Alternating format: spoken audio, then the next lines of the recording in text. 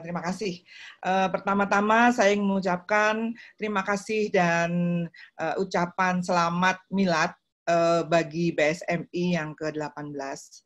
Selama ini BSMI sudah banyak sekali membantu Kementerian Kesehatan, khususnya di bidang saya, di penanggulangan bencana di Indonesia.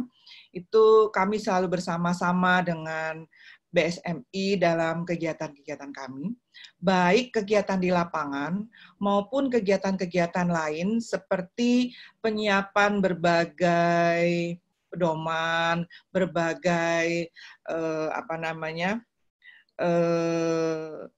pedoman-pedoman teknis yang dikeluarkan oleh Kemenkes yang terkait dengan kebencanaan ataupun mobilisasi tim kesehatan. Jadi kerjasama dengan BSMI ini sudah cukup lama. Sejak saya sudah sekitar 3 tahun lalu di Pusat Krisis Kesehatan selalu bersama-sama dengan BSMI. Dan untuk itu saya juga memberikan apresiasi, ucapan terima kasih kepada BSMI yang selama ini juga selalu ikut dengan Kementerian Kesehatan ya. Dan juga pertemuan-pertemuan yang kami gagas selalu juga melibatkan BSMI, dan BSMI juga memberikan satu pemikiran-pemikiran di dalam pedoman-pedoman yang dikeluarkan oleh Kementerian Kesehatan khususnya di dalam kebencanaan. Pada pagi hari ini saya ingin menyampaikan tentang kenormalan baru dalam menurunkan resiko bencana nasional. Silakan slide, kita mulai. Saya ingin memperlihatkan kepada teman-teman sekalian bahwa ada bencana atau peristiwa rangkaian yang terjadi di Indonesia itu yang selalu mengancam Indonesia, ya, baik itu bencana alam, bencana non alam maupun seperti sekarang ini bencana penyakit atau epidemi. Nah, adanya bencana-bencana tersebut kami selalu menyikapi bukan hanya dalam hal merespon, tetapi juga ini sebagai suatu pembelajaran bagi kita semua. Ya, hendaknya ini bagi BSMI juga digunakan sebagai sebuah pembelajaran sehingga Indonesia itu dikatakan sebagai laboratorium bencana. Kami selalu melakukan upaya-upaya untuk pencegahan. Kemudian juga kita selalu mengambil lesson learned dari berbagai bencana, termasuk bencana yang saat ini melanda Indonesia, yaitu terkait dengan penyakit COVID-19 ini. Maka itu saya kira saya sudah sejak bulan Juni ini sudah mulai menggagas lagi berbagai pertemuan-pertemuan untuk mengambil hikmah dari apa-apa yang terjadi dan bagaimana kita menyikapinya sehingga kita dapat hidup dengan baik, mengantarkan masyarakat Indonesia untuk hidup sehat di dalam kondisi seperti ini. Oke, ini adalah posisi Indonesia yang sangat rawan terjadinya bencana, selalu kita jalani bersama-sama dengan BSMI, apakah itu banjir, gunung meletus, tsunami, dan lain sebagainya. Dan semua kejadian-kejadian ini pada saat pandemi COVID ini terjadi juga bisa terjadi. Saat ini kita juga ada ancaman banjir yang sudah mulai terjadi di berbagai wilayah, kemudian erupsi gunung juga sudah terjadi, dan juga saat ini ancaman baru yaitu mengenai karhutla juga sudah mulai terjadi. Nah, untuk itu kita bersiap-siap untuk menyikapi semua kejadian-kejadian ini dengan berbagai upaya yang perlu kita lakukan dan juga masyarakat ikut melakukannya. Ya, slide. Ini contohnya, saya kira ini seringkali kita sampaikan, adanya bencana alam seperti gempa bumi, tsunami, letusan gunung api, banjir, kekeringan, angin topan, tanah longsor, dan sebagainya. Dan juga bencana non-alam, gagal teknologi, kebakaran, termasuk juga ini adalah epidemi yang sekarang kita lakukan. Namun memang kita semua perlu menyadari bahwa ancaman epidemi yang saat ini terjadi tidak pernah kita pikirkan akan sebesar ini. Jadi teman-teman sekalian, Bapak Ibu yang saya hormati, kalau pada awal-awal pada bulan Maret, atau bahkan ada yang menduga itu sudah terjadi di sebelum bulan Maret bahwa Indonesia belum siap, memang itu bisa kita maklumi. Karena kita tidak menyangka bahwa epidemi yang kali ini terjadi di Indonesia demikian besarnya. Bukan hanya Indonesia, tapi memang seluruh dunia sekarang mengalami hal ini. Sehingga awal-awal kita banyak sekali yang banyak protes, kemudian banyak resources yang belum kita sediakan, itu masih terjadi. Tetapi saya kira sudah berjalan selama 3 bulan ini, kita sudah mulai memperbaikinya dan kita sekarang sudah bersiap-siap masuk pada tahap new normal. Saya kira di semua tatanan kehidupan new normal ini harus kita lakukan. Tidak bisa ada satu orang pun yang boleh menghindar dari new normal ini. Semua harus ikut dan semua harus bersedia untuk melakukan new normal. Karena kalau tidak bersedia, maka itu menjadi efek yang sangat kejam bagi orang-orang lain, bagi masyarakat. Ya, slide. Ya, saya ingin menyampaikan tentang Undang-Undang Nomor 24 Tahun 2007 tentang bencana. Salah satu bencana yang masuk di dalam undang-undang itu adalah bencana non-alam, baik itu gagal teknologi, gagal modernisasi, epidemi, dan wabah penyakit. Jadi wabah ini atau epidemi itu juga masuk sebagai yang dikatakan sebagai bencana. Maka dengan adanya regulasi yang memayungi epidemi atau COVID-19 ini, itu menandakan bahwa penanganan terhadap epidemi ini juga sama dengan penanganan bencana-bencana alam lainnya. Maka Bapak Ibu, saudara-saudara sekalian, jangan heran bahwa semua akan mengikuti satu aturan sesuai dengan bencana alam yang sebelumnya ini kita lakukan. Contohnya saja misalnya dalam hal pembiayaan, dalam hal koordinasi, dalam hal kita melakukan upaya-upaya yang selain koordinasi adalah upaya percepatan, kemudian nanti setelah pandemi ini mulai berlalu, kita juga melakukan upaya-upaya pemulihan, rehab rekon, dan lain sebagainya, sebagaimana yang kita lakukan juga pada bencana alam. Ya, slide. Bapak Ibu, sebagaimana juga pada bencana-bencana lainnya, kita ada kebijakan pemerintah yang menjadi keputusan Kepala BNPB nomor 173 tahun 2014 tentang klaster. Nah, dalam klaster ini, seperti juga yang sekarang sekarang ini ada gugus tugas namanya. Kita tidak menggunakan istilah klaster, di mana kepala gugus tugas itu dipimpin oleh sekaligus oleh Kepala BNPB. Nah, untuk urusan kesehatan itu akan dikoordinasikan oleh Kementerian Kesehatan. Ada juga di sini, ini dalam bencana yang normal yang biasanya kita lakukan, ini adalah ada pencarian dan penyelamatan, ada upaya logistik, ada pengungsian dan perlindungan, ada pendidikan, ada sarana-prasarana, ada pemulihan diri, dan ada ekonomi. Nah, ini yang selalu kita lakukan. Kita tidak pernah menyangka bahwa akan terjadi satu pandemi yang membuat kegiatan-kegiatan di dalam klaster ini mungkin berubah. Contohnya misalnya begini, kita tidak lagi ada upaya pencarian dan penyelamatan yang koordinasinya oleh Badan SAR. Kita mungkin tidak ada pengungsian dan perlindungan di sini. Ya, jadi banyak hal-hal yang berubah dengan adanya COVID-19 ini. Dan ini satu pembelajaran yang luar biasa bagi kita semua. Mungkin nanti dokumen-dokumen yang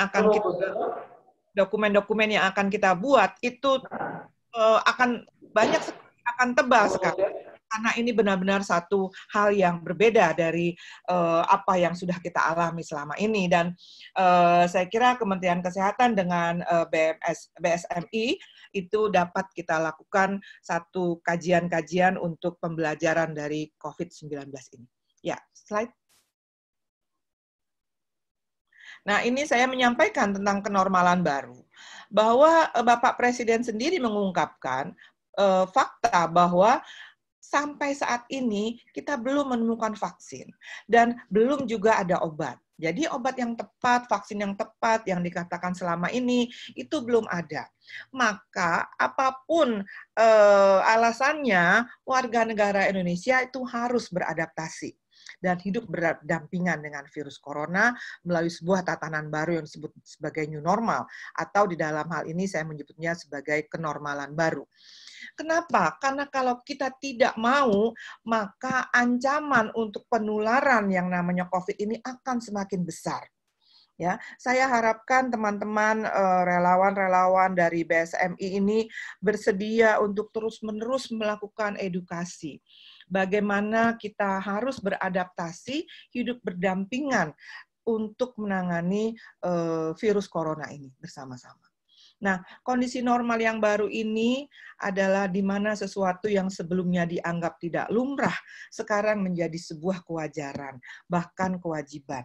Jadi menggunakan masker di luar rumah itu sudah menjadi suatu hal kewajaran. Dan hal yang tidak wajarnya adalah jika ada orang keluar rumah, berjalan-jalan, tidak menggunakan masker. Itu menjadi hal yang tidak lumrah. Karena yang lumrahnya adalah sekarang menggunakan masker. Ya, jadi hal-hal seperti itu semua masyarakat dan juga BSMI sebagai sebuah perkumpulan, perhimpunan, itu saya kira juga kita sangat harapkan peranannya di dalam melakukan edukasi-edukasi baik kepada anggota-anggota dari BSMI maupun kepada seluruh masyarakat. Kata kunci dalam kenormalan baru adalah tetap beraktivitas. Jadi tidak ada lagi orang menganggap bahwa bekerja dari rumah itu adalah tidak ada aktivitas atau produktivitasnya menjadi rendah. Tidak, tetapi tetap itu melakukan aktivitas. Kemudian tetap produktif. Tidak pesimis atau penuh ketakutan. Jadi penuh ketakutan juga itu adalah suatu hal yang tidak kita inginkan. Karena apa? Karena masalah COVID-19 ini tidak ada satu negara pun yang sudah memprediksi kapan akan berlalu. Jadi bisa 2 tahun, bisa 3 tahun, bisa 5 tahun, bisa 10 tahun. Jadi kita tidak bisa yang namanya besok atau bulan depan kita bepergian tidak lagi menggunakan masker. Atau bulan depan kita akan bertemu dengan keluarga-keluarga kita, mohon maaf misalnya kita cium tangan, atau mohon maaf kita cipika-cipiki, kita berpeluk-pelukan, dan lain sebagainya. Itu kelihatannya akan lama sekali berlangsung. Kita antara kakek dengan cucunya tidak bisa lagi berpeluk-pelukan seperti dulu gitu ya. Itu memang bukan suatu hal yang mudah, tetapi inilah yang terjadi dalam kenormalan baru. Kemudian kita juga dalam hal ini ada kata kunci, yaitu keselamatan masyarakat menjadi prioritas. Keselamatan masyarakat menjadi prioritas. Jadi jangan hanya berpikir kita saja, tetapi orang lain. Bahwa ada orang-orang yang tidak mau diperiksa, tidak mau dilakukan tes karena dia takut ketahuan bahwa dia sakit, itu adalah kepentingan dirinya sendiri. Ya, padahal keselamatan masyarakat di sini harus menjadi prioritas. Karena kalau tidak kita memprioritaskan kesehatan masyarakat, maka ancaman yang terjadi adalah transmisi yang terus-menerus dan semakin banyak di Indonesia. Jadi regulasi yang sudah dikeluarkan, yang pertama itu adalah dari Kementerian Kesehatan. Dan ada juga yang dikeluarkan oleh Kementerian Dalam Negeri mengenai pedoman tatanan baru. Dan saya juga meng-highlight peraturan yang dikeluarkan oleh Kementerian Agama. Jadi teman-teman dari BSMI dan para relawan sekalian, dalam melakukan aktivitas-aktivitas kita saat ini, hendaknya kita selalu melihat pada regulasi yang sudah ada. Jadi jangan kita keluar dari situ. Apapun kegiatan kita, saat ini bahkan pemerintah saya kira baik pemerintah pusat, pemerintah daerah, banyak gubernur, mungkin ada juga wali kota, itu yang sudah mengeluarkan berbagai regulasi terkait dengan kenormalan baru ini, atau adaptasi baru, atau kelaziman baru, apapun namanya. Jadi kita ikuti itu. kita ikuti itu.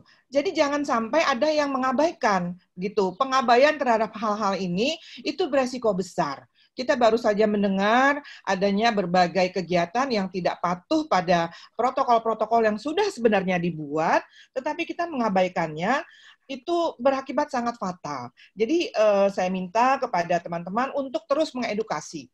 Apa tadi dalam judul yang saya sampaikan bahwa pengabaian terhadap kenormalan baru ini akan beresiko terhadap terjadinya bencana. Apakah itu bencana di dalam rumah tangga kita, di dalam lingkungan kita, dalam kaum kerabat kita, ataupun terhadap hal-hal yang lebih besar. Ya, jadi jangan ini dilakukan. Semua hal-hal yang kita lakukan, It's 11 hours. Yang kita lakukan itu hendaknya kita ikuti regulasi yang sudah ada. Bapak Ibu sekalian, saat ini Kementerian Kesehatan dan highlight saya berikan juga kepada Pak Jazuli selaku ketua, itu kita juga sudah membuat bagaimana nanti penggunaan alat pelindung diri. Alat pelindung diri ini artinya bukan hanya pakaian, tetapi juga hal lain yang harus dilakukan, yang harus digunakan pada saat bencana terjadi. Karena BSMI ini banyak sekali terlibat di dalam kebencanaan. Misalnya katakanlah begini, ada tim dari BSMI, tim dari tim pimpinan misalnya, yang akan melakukan audiensi. Maka apa saja yang harus digunakan? Gitu ya, apa saja yang harus digunakan? Apakah dia harus menggunakan masker? Tentu saja. Apakah dia harus menggunakan face shield? Apakah harus menggunakan baju berlengan panjang ataukah sepatu dan lain sebagainya. Ini akan kami akan sosialisasikan juga supaya dalam setiap kegiatan kita tidak melupakan protokol-protokol yang memang sudah dibuat. Tapi kita hanya akan membuat satu rincian-rincian dari regulasi yang sudah ada itu. Seperti itu. Kemudian slide selanjutnya, mungkin kita masih belum bisa itu ya, tapi saya pakai ini saja, pakai slide saya saja. Masih bisa didengar suara saya, Pak Idam dan kawan-kawan? Ya, masih bisa. Masih, Bu, terdengar, Bu. Baik, karena kelihatannya ini ada yang sangat berminat dengan acara kita, tapi kita tidak mau mengalah begitu saja, saya kira ya. Iya, betul. Lanjut saja, Bu. Iya, kita lanjut saja. Saya ingin menyampaikan tentang prinsip-prinsip kenormalan baru. Mungkin ini kita semua sudah tahu, dan teman-teman di BSMI banyak juga saya lihat ini para tenaga kesehatan yang sudah senior, dan saya sangat mengharapkan, kami dari Kementerian Kesehatan, kita semua tenaga kesehatan mengharapkan edukasi-edukasi yang tiada berhenti dalam era COVID ini. Yang pertama sekali yang harus kita pahami, teman-teman, para relawan, adalah jaga jarak. Jaga jarak itu menjadi hal yang sangat penting di dalam upaya pencegahan dalam penyakit menular. Bukan hanya COVID sebenarnya, tetapi seluruh penyakit menular ini yang pertama adalah jaga jarak. Nah, kalau jaga jarak itu sulit untuk kita lakukan, 2 meter, aslinya 1,8 meter ya, 2 meter itu sulit kita menjaga, maka kita harus melakukan upaya rekayasa. Rekayasanya apa? Rekayasanya penggunaan masker. Sehingga karena ini penyakit yang ditularkan lewat droplet, saya kira penggunaan masker itu menjadi satu alat pelindung untuk merekayasa jaga jarak itu. Dan sekarang seperti juga diperlihatkan oleh Bapak Presiden kemarin, dia juga menggunakan face shield. Itu juga rekayasa dari upaya-upaya pencegahan penularan. Kemudian yang selanjutnya adalah cuci tangan. Kita karena tidak tahu apa yang ada, virus itu sudah terkena di mana-mana, misalnya di pegangan pintu, di di lift, tombol lift, atau di kursi, atau di meja, dan lain sebagainya. Dan kita tidak tahu juga bahwa tangan kita yang menyentuh itu, apakah memang nanti menyentuh bagian tubuh kita yang lain, maka kita diharapkan ada kebiasaan untuk mencuci tangan dengan baik. Cuci tangan terus-menerus ya, cuci tangan setiap kali kita habis melakukan suatu kegiatan atau kita menggunakan hand sanitizer dalam rangka membersihkan itu. Kemudian yang juga sangat penting sekali ini adalah etika batuk dan bersin. Di mana-mana sudah ada itu etika batuk seperti apa, etika bersin seperti apa, itu hendaknya kita terapkan dimanapun kita berada. Biarpun kita di rumah,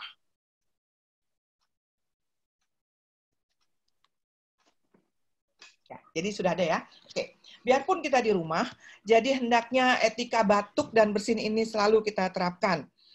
Karena tadi penyebarannya melalui droplet tadi.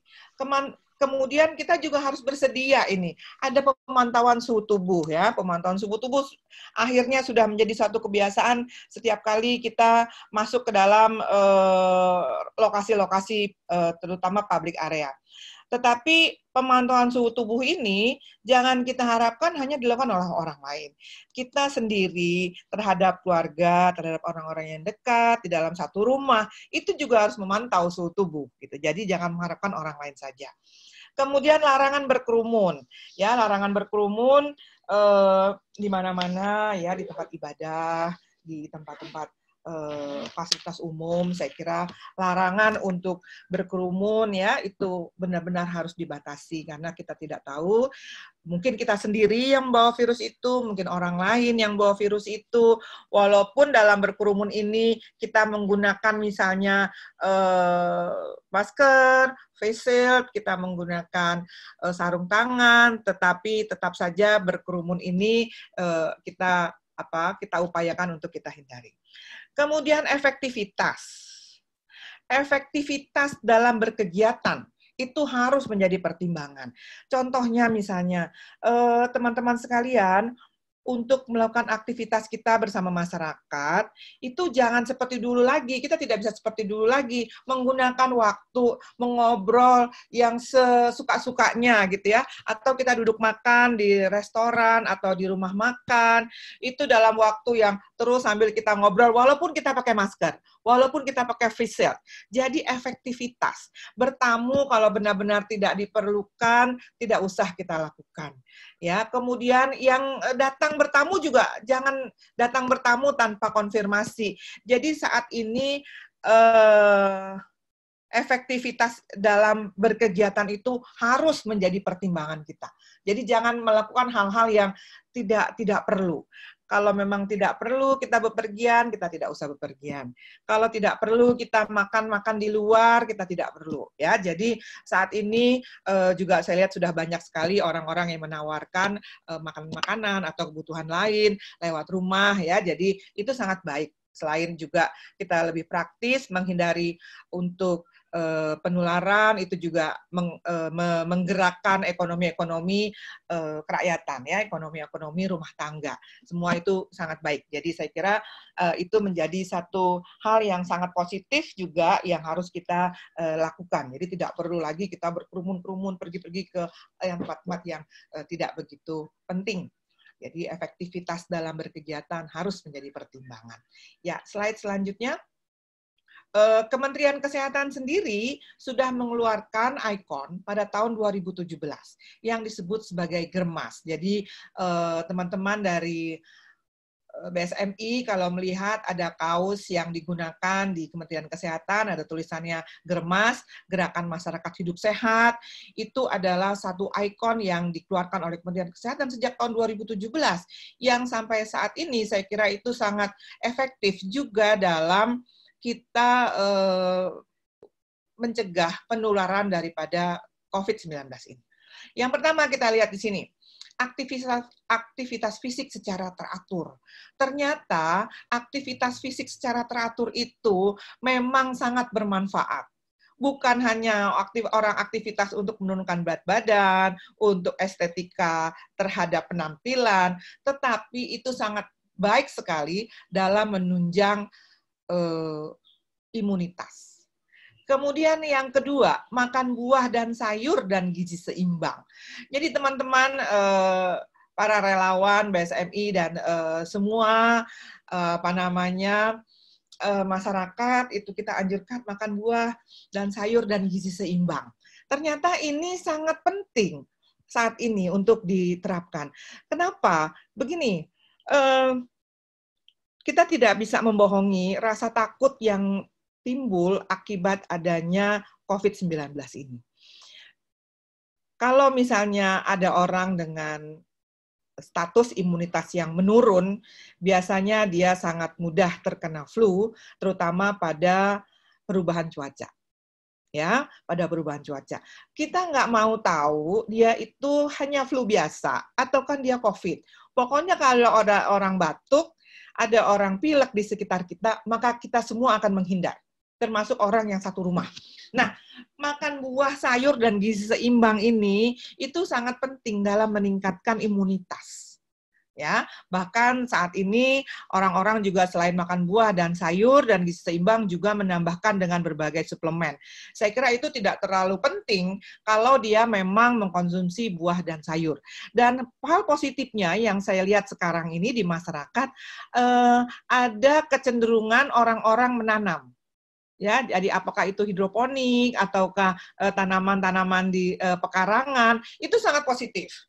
Ya, jadi ada hal-hal yang baik yang dilakukan dan teman-teman dari BSMI, relawan, semua penggiat upaya-upaya sosial, ini juga saya kira adalah upaya yang sangat baik ya untuk kita terapkan. Tadi disampaikan oleh Bapak Dr. Basuki kalau tidak salah, itu bagaimana kita berkontribusi terhadap masyarakat.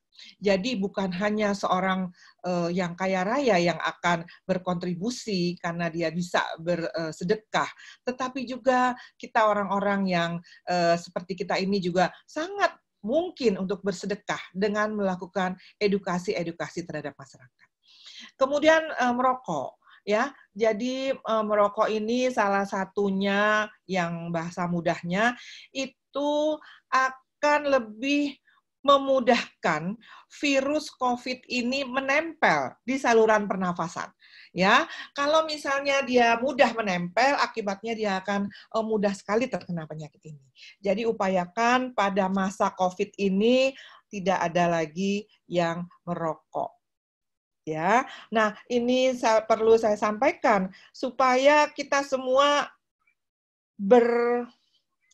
bergiat atau kita semua bersemangat gitu melakukan kegiatan-kegiatan positif di dalam kesehatan supaya kita jangan terkena penyakit ini. Kemudian tidak minum alkohol, karena apa? Alkohol ini juga adalah satu hal yang akan menurunkan daya tahan tubuh. Kemudian cek kesehatan secara berkala. Teman-teman sekalian, sebagaimana sering sekali disampaikan bahwa orang-orang yang mempunyai komorbid atau mempunyai penyakit-penyakit penyerta ternyata mempunyai resiko yang besar terhadap penyakit ini. Jadi upayakan kita melakukan cek kesehatan secara berkala. Yang punya tensi, misalnya tensinya yang kurang begitu normal, agar dikendalikan gitu ya, minum obat secara teratur dan lain sebagainya, dan juga penyakit-penyakit lain.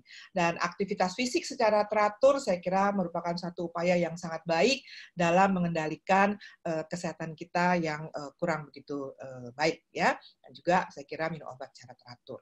Dan selanjutnya dalam gerakan masyarakat hidup sehat yang dikeluarkan oleh Kemenkes, itu adalah anjurannya salah satunya adalah kebersihan lingkungan. Ini saya melihat saat ini ada upaya positif dari masyarakat untuk selalu menjaga kebersihan lingkungan. Bahkan salah satu hukuman dari orang-orang yang melanggar, misalnya tidak menggunakan masker dan lain sebagainya, itu di Jakarta itu ada yang diminta untuk membersihkan sampah-sampah. Itu suatu hal yang baik, saya kira hal yang positif yang bisa kita ambil. Dan banyak sekali saat ini orang-orang yang melakukan upaya-upaya kebersihan lingkungan di rumahnya, di lingkungan terdekat, itu hal-hal positif yang sudah dilakukan oleh masyarakat. Dan saya kira teman-teman BSMI juga edukasi-edukasi seperti ini juga tetap kita lakukan. Jadi minimal kita melakukan edukasi kepada masyarakat dalam kita berkontribusi terhadap upaya-upaya pengendalian COVID ini. Ya, slide. Nah, saya ingin menyampaikan tentang hal-hal yang jangan dilakukan. Jangan dilakukan oleh siapa saja, karena kalau dilakukan itu menyebabkan resiko yang besar. Yang pertama adalah meremehkan. Ya, meremehkan. Ada anggapan di masyarakat bahwa penyakit ini adalah penyakit yang menyerang sebagian orang saja. Tidak. Yang terserang itu bukan hanya orang yang ada di TV saja. Bukan. kita juga sangat mungkin untuk terkena. Kita tidak tahu siapa ada yang berkontak dengan kita tidak tahu kita sudah memegang apa, dan semuanya itu bisa beresiko terhadap terjadinya penularan penyakit.